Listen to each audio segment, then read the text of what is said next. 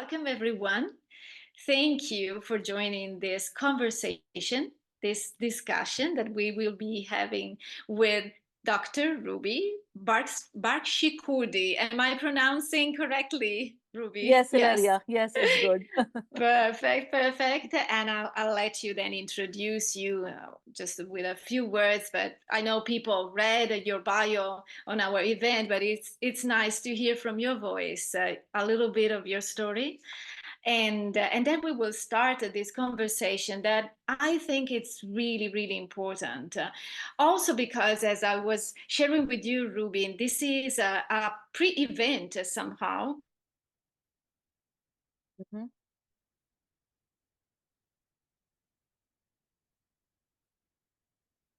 of March. And so it's a nice pre-event with you because today we are going to share a little bit more about students and teachers, their well-being, the situation in general of education in Europe and beyond, we could say, through your experience. So how you, through and with emotional intelligence, you are working with students at university. Mhm. So, Ruby, please just introduce yourself and then I will ask you a few questions. Thank you, Ilaria. Thank you so much for inviting here. I'm indeed blessed and honored to be here with your audience and our networks together who'll be watching our conversation and who are watching the audience over here. Thank you so much for joining. I'm Ruby Bakshi Khurdi. I'm originally from India, but now I'm settled in Switzerland for last 20 years. And it's a privilege to be in a country like Switzerland, but at the same time I'm very proud of where I come from. So I am trying to have a very good balance between the two countries, India as well as Switzerland. Here I'm working as a professor. I teach in business and hospitality schools in Switzerland.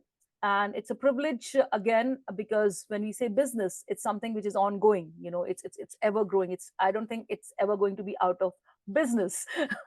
So I'm very Absolutely. happy that I'm doing it, and I'm practicing empathy practically every single day, because I think that's the key word which is going to be our key word for the discussion today. And having said that, I feel very proud that whenever you are talking about something which is close to heart, or whenever you're working with something that's close to your heart, you're always passionate about it. It's So true. so my journey here has been as a teacher, educator. I wrote a book, so an author as well, mother Author. of two, and of So, course, and of so course, a lot to a share, friend. a lot to Yes, share. absolutely, Absolutely. absolutely. Yeah. Okay, so let's start. I really would love to know from your experience again. As you all know, there's a lot of pressure on academics. There's a lot of pressure on the effectiveness of students also in higher education, in this tertiary education. But what we learn from and we read inside studies and also recent statistics, the dropout and the completion of the pathway, the university pathway from students in Europe is quite low. It's Mhm, below under 50%. mhm. So, what do you think are the challenges the students and the teachers also are facing, and what could be, what will be the consequences of this? I think, Ilaria, that's a very pertinent question to the scenario and the situation that we are all facing, I guess, across the world. It's not just in Europe. But I think it's because now students are becoming more and more competitive. There's so much competition. There is so much, cutthroat competition to be up there.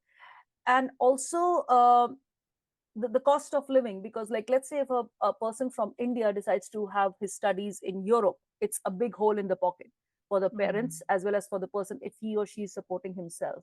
So I mean, I would just, if I just go by the statistical data, it has been revealed that most of the students, they are not able to perform well, or it is affecting their performance in especially in higher education, is when at the entry level they have a lot of competition or their grades are too low. That's one of the things which I have seen most of the people talking about. And also when sometimes the assessment criteria are different, it's a very cultural pattern. Assessment criteria, when they are different, it's very difficult to understand what is in and what is not in. Because when the assessment criteria, let's say in Europe, you can enter the college, but afterwards the studies become difficult, but anyone and everyone can enter if you're qualifying the entry level criterias. um, Exactly. but once they start studying, then it's the acid test, how they perform, because there is competition, there is people from other countries as well, so it's a little difficult. But if Mm. I compare it with India, where entry level is very difficult, people are not able to enter, sometimes they don't even qualify the scores to enter the Mm. university. So right at the entrance they have the cutout, so that's why it's a big scenario where they struggle, and they face a lot of situations where they find it difficult to break break the ice. I mean, it's not like a icebreaker for them. Absolutely. And I want to stress a word that you used, that is competition. Hmm. Because in tertiary education, but in education in general, I Hmm. think we would love to see more cooperation. Hmm. Hmm. Cooperation also to support students to entry this pathway, Hmm. okay, with the skills that they need, and cooperation between and among peers, so between students, but also with the support of the teachers. So how do you think, sorry, it's an additional question, but I like your term that you used. How do you think we could increase this cooperation methodology, let's say, and Hmm. so also reduce somehow the stress the students are experiencing to achieve results? Hmm. I think it's very important, especially in today's world, to have a collaborative and connection approach. Mm. When we practice or in like push a little bit more on collaborative learning or connection learning, where you make sure that you're not just part of a group, but you're actually participating both mentally and physically. Just Yeah, being there, like in physical presences, should not be sufficient. You need to make sure that mentally also your students are there with you. So if we do absolutely. collaborative learning, if we Yeah. do team building learning and critical thinking, I Mm. think if we try to incorporate these three, especially in higher education, students coming from diverse backgrounds would be more comfortable. Maybe in the beginning, they're a little uncomfortable because of cultural or language barriers. But with passage of time, if we as educators enhance a little bit more on team building activities while teaching in the classroom, it's more on collaboration, then I think it would be a good idea. And they will not feel it's cutthroat competition, it will be more like a healthy competition. Because as Exactly. educators, it's very important to tell our students, we are not putting ranking, we are not doing ranking for you, he is better or she's better. We are just trying to see how we can work better together. Yeah, even though the ranking exists in the Yes. sense that they perceive, of course, because Hmm. if there are grades, Yeah, there is a ranking by absolutely. default. and Yeah. and so the second question for you is really this: how can we increase and improve the level of well-being for students and for teachers? In your experience, what do you do practically Hmm. in the class to increase well-being? I use a lot of gamification in my classroom. I mean, I teach Hmm. human resources management, and I teach courses which are a little bit more theoretical, business ethics, culture, then management, international management. So these are a little bit more theoretical. So sometimes if a person is not very comfortable with the language, he or she might feel little lost. Mm. So to get rid of that problem, I try to gamify the whole situation. I'm not just focusing on the theories. Of course, theories are important, they should know. But what I'm doing in the classroom is more on making them work as a team. Mm. So, like if I have 2 hours of lecture, this is what I do. If I have 2 hours of lecture with a particular class, so 1 hour is focusing on theory, focusing on the details, the data, why we are doing this. Like let's say if I'm teaching them recruitment in at workplace, so I'll Yeah. focus on what is recruitment, how do we recruit, what are various ways of having good employees for an organization. And the other half, I try to make it a little bit practical. So I might have like a role playing. I might make them do role reversal. If you are a manager and she's a employee, she's an applicant, what kind Mm. of questions you should ask, what should be the role of body language, and how they should be, because it's normal when they're going for interviews. I'm just giving you a scenario.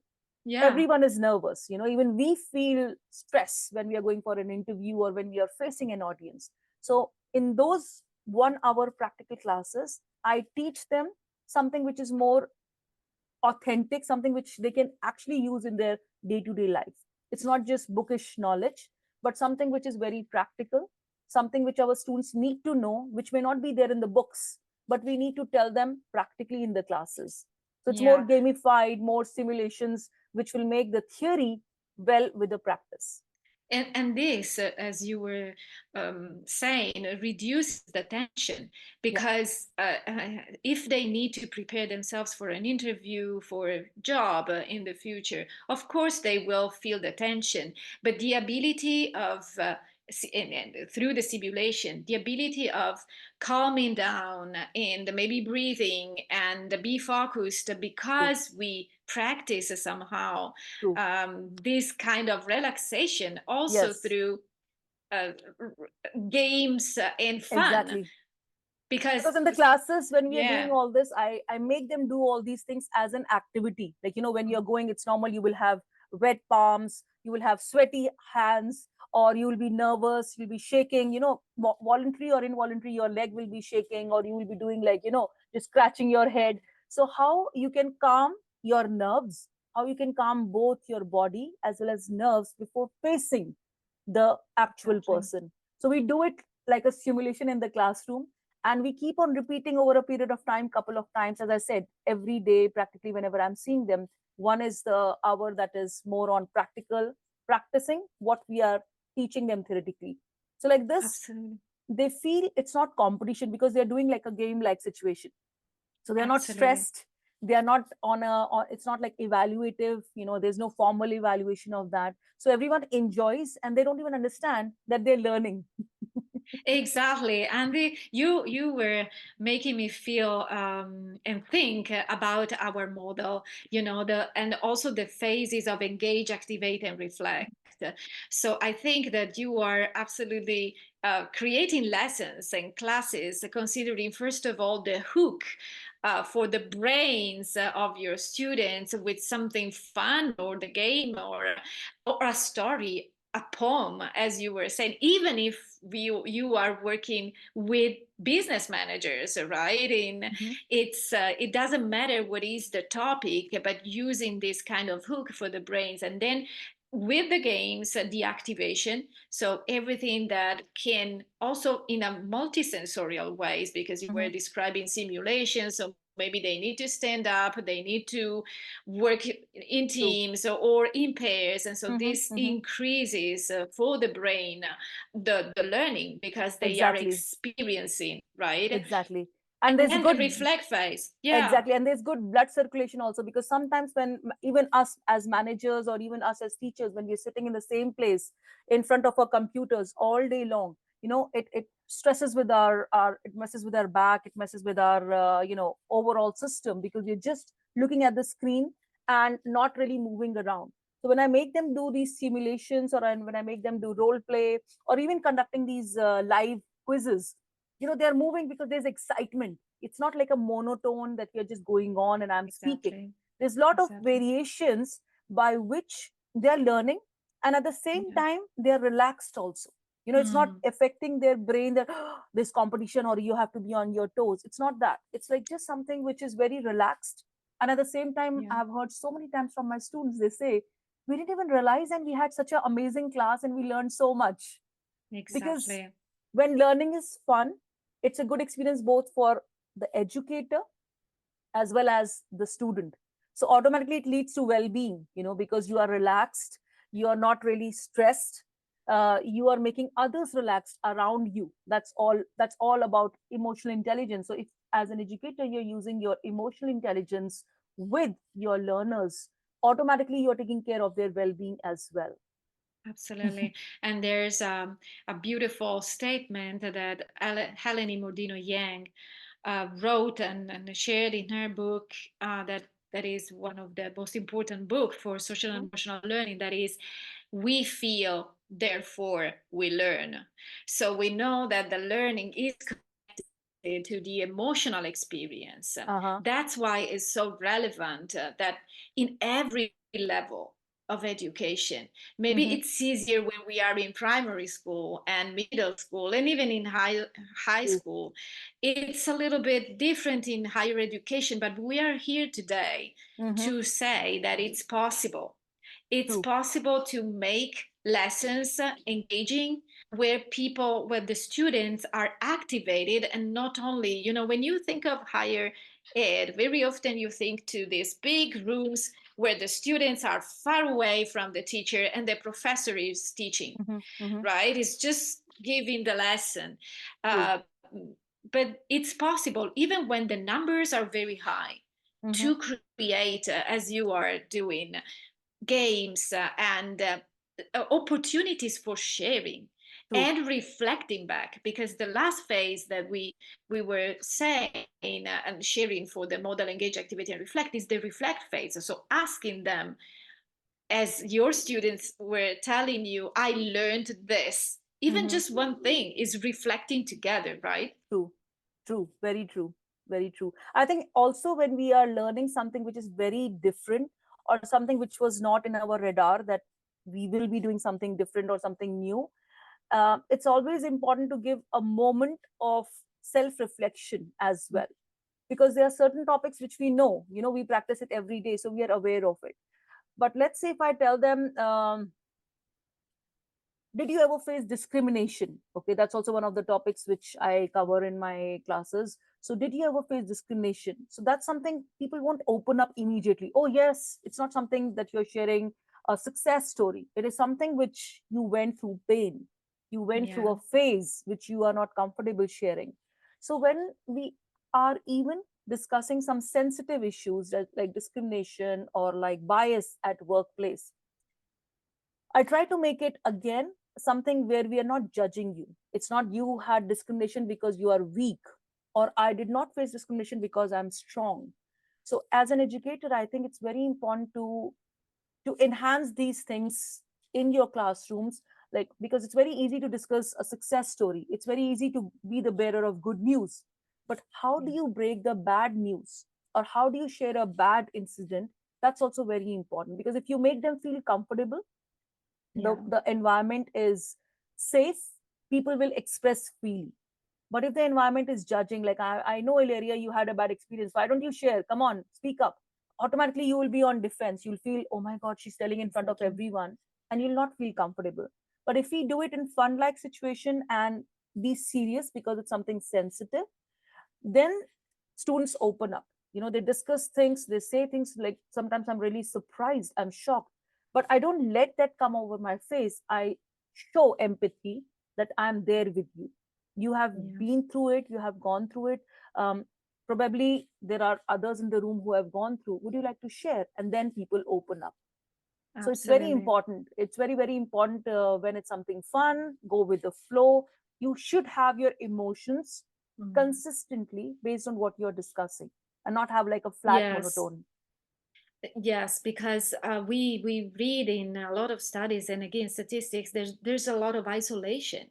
I mean, Mhm. students, young adults, in these days, these Yeah, years, are really experiencing challenging times. Well, true, we all know that there are wars very close to us, very near, and this polarization and divide that we are all experiencing, and populism and climate change. So true, all these, let's say, unpleasant emotions in which we are experiencing and we are overwhelmed by, true. they are also feeling this. Hmm. Hmm. And so if they can find teachers, professors, still in at university, in colleges, this is still very important. I go back to what I was saying. Very often we think that teachers who are using empathy and they talk to the students are usually in primary school, middle Mhm. school, or maximum and high school. But it's not true. Even when we are adult, we need someone, and when we learn Exactly, to share. exactly. Very true. And I think Absolutely. that's where educators like you and me make a difference, because often I hear my students saying this, right just now I had my classes, I just finished my classes and I was rushing for the interview. And they were saying, like, I said, like, tell me, how can I help you? Even though I had this interview, and some of them said, hey, she has an interview, let go, you can talk to her afterwards.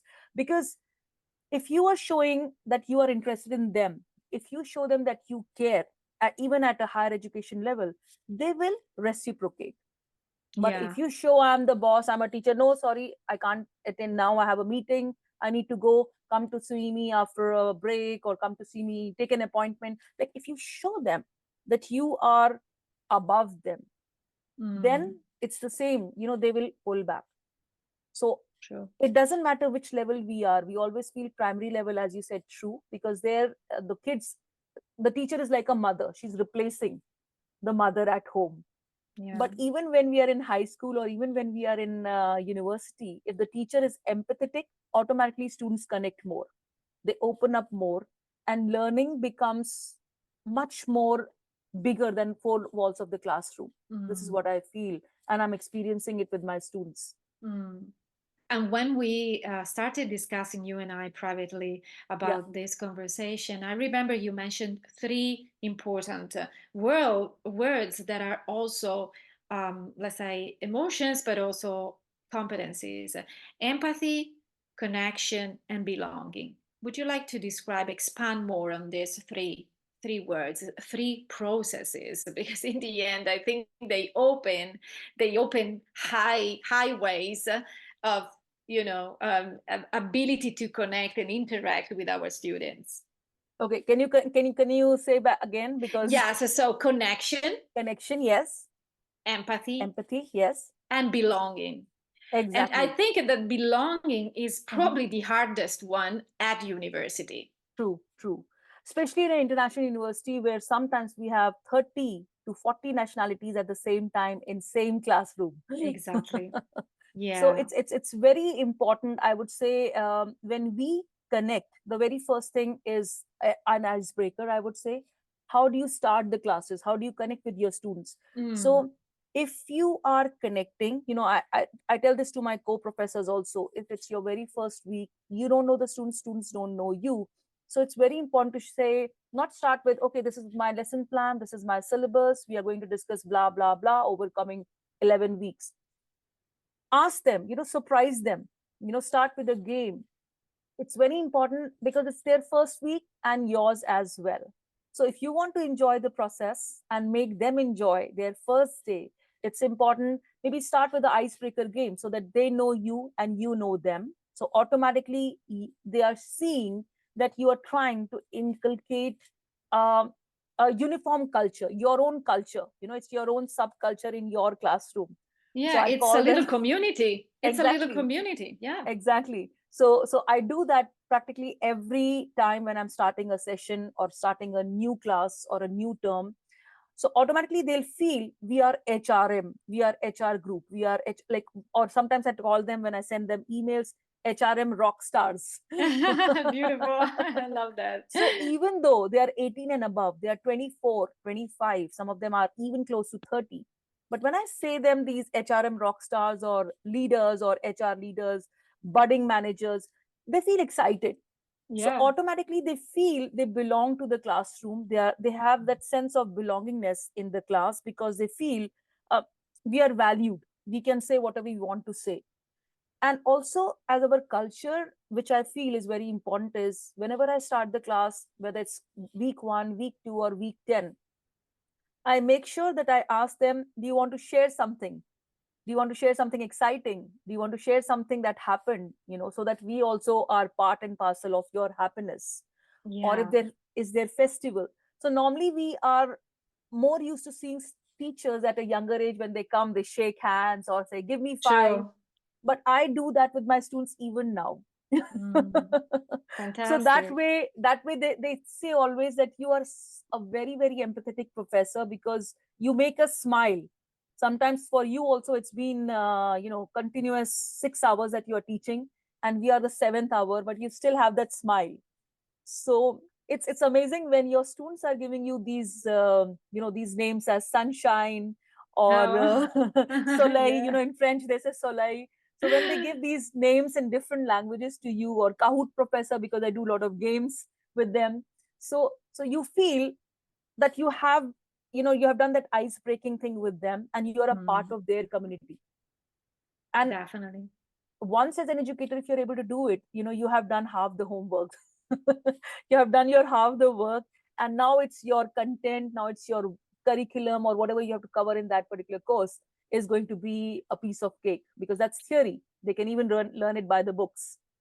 Yeah, and you shared with us probably the most important thing, that is role modeling.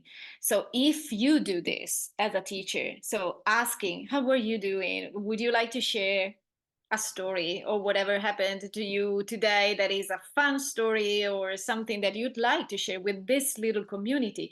You also build trust and True. safety. So people and students are more inclined to share even when things are not okay, or Hmm. even when the feedback to your lesson could be also maybe, I didn't understand, or I have a different opinion or True. whatever. Often it happens that maybe students are afraid True. to True. share. Yeah. Yeah. So Yeah. building trust is another point, Hmm. very, Hmm. very important. And also, I would like to add on to it that building trust, and also building a connectivity, because maybe you have done your work well, icebreaker was great, but with passage of time, maybe something untoward happened with a student. Maybe Mm. they're having financial problems, so they're not getting their fees paid on time. Or maybe there's something with, like, girlfriend, boyfriend, or parents, sister, brother, sickness in the family. Um, and sometimes, because of distance, because of they not being there with them, it starts impacting their studies, Mm. because they're not able to discuss, and they're not able to share that this is what I am facing. So sometimes this is what I have done with some of my students in some situations, when I see that their performance is going down, or suddenly they are absent, or suddenly they are not really paying attention, or they're not participating so much as they used to participate in the beginning. So I know that the person is not shy, we Mm. can make it out. But when suddenly he or she corners himself, doesn't participate, so I make sure, either I ask him a question, or tell her, yeah, what do you feel about it? I try to grab them in the conversation. Yeah. Or when I see that he or she is doing basic minimal of answering, because out of respect and courtesy answering, but not really participating or giving something valid, then I have a private meeting with them, like, 2 minutes after the class. I say, hey, let's talk after the class, or let's have coffee together after the class. So something which doesn't look serious, and at the same time it's showing that, Yeah. and when I talk to them, I say, you are not in the mood. Are you okay? Is something bothering you? So when I do Yeah. this heart to heart talk, which is outside the classroom, it definitely helps. So it's like Yeah. extending learning beyond classroom, and connection beyond classroom. It's not just because I'm your teacher and your grades are not good, so I'm concerned. No, I'm concerned about your well-being. I'm concerned about you as a person, because you're not the same what used to be in the beginning. I think Absolutely. that's The very lesson, important. Yes. yes. So probably it's also because being an educator is more than a job. It's really True. a mission. It's a way to build the future and the present, because True. working with students, whatever age they have, because your students could even be adults. I mean, True. not only 20 years old or 25, but even if they are managers, Older. they are Yeah. older, absolutely.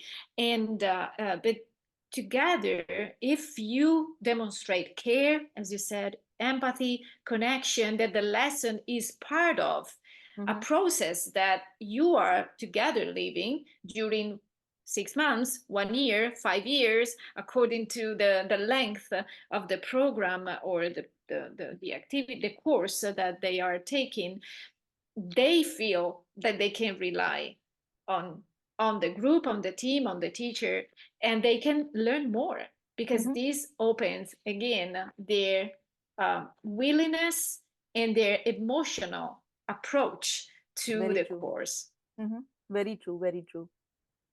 So to recap and to conclude, what are the recommendations that you feel that you like to share and to give to the other professors and to the teacher and sorry to the students? Mm-hmm.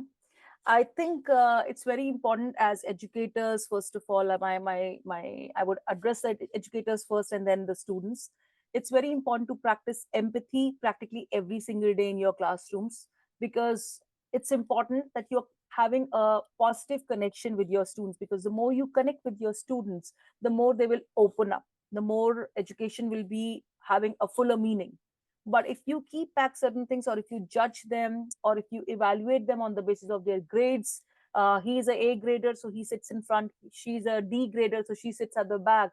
I'm sorry, it's not going to lead to a healthy competition or a healthy education, because you're already putting ranking in the classroom. Which, anyways, when they have their grades, they will know what is the grade, who is a or B. But do not do that deliberately. Do not judge them based on their dresses or their family, their status, their family name, and things like that. You need to treat all your students equally, irrespective of their professional or personal backgrounds, I would suggest. Yeah. And students, I request, and my sincere message to all of you is that you are the leaders of tomorrow. You are the tomorrow. So it's very important for you to practice mindfulness, because if you're mindful of your actions and you give your 100% to what you are doing at that point of time, believe me, you are really going to shine in that activity. It's good to do multitasking. We all do. I do that as a mom. I do that as a teacher. I think Ilaria as well. We all do Yeah. multitasking. But then it's very important for you to focus on, even if it's a small job, on that job at that point of time. So if I'm multitasking, like right now, if I'm messaging, I'm talking to you, I'm looking at the time, and at the same time, I need to finish a drink, I will do it in such a manner that it doesn't look that I'm focusing on one particular thing casually. If you're Yeah. eating, eat well, because then it's going to go where it has to go. And just be consistent. Do not leave things for last minute. Stop procrastination. It's important that you finish the work when it needs to be done. Focus on time management. Be consistent. And success doesn't come in one day. You need to work hard, you need to work smart, and then success will come to you. All the best. Yeah, fantastic. And as 6 seconds, I really want to highlight these 2 points that you shared with us. I start from the last, the success. For 6 seconds, and for you, Ruby, I know that is the same. Success is not only being effective and achieve, maybe the best grade at the end of the tertiary education, and then being a good professional at work, Mhm. but is also having good relationship, a good quality of life, and a balanced well-being. This is for us success. When you have Mhm. all these four aspects in balance, in this case, your performance as a human being and as a professional True. is at the very best. And then the second one for the educators, we want to highlight that being an educator is a role that implies not only passing, of course, the content of the subject, but also our role is to equip our students to become compassionate, tolerant, and responsible citizens. So this is probably the vision of education. So yes, they come to us to learn content, to learn a subject, HR management, or business, or marketing, or whatever they come to us to learn. But in the end, their choices and their decisions, those will have the impact on in the world, right? And on the actions and everything that will be done in the world. So True. if we are able to pass this, that they need to become responsible and compassionate and tolerant, because we are teaching like that, this is probably the best way of acting our role as educators. Very well said. Very well said. Very true. Thank you so much, Ruby. It was really nice. And if you there in the chat, you'd like to ask questions, please do it right now.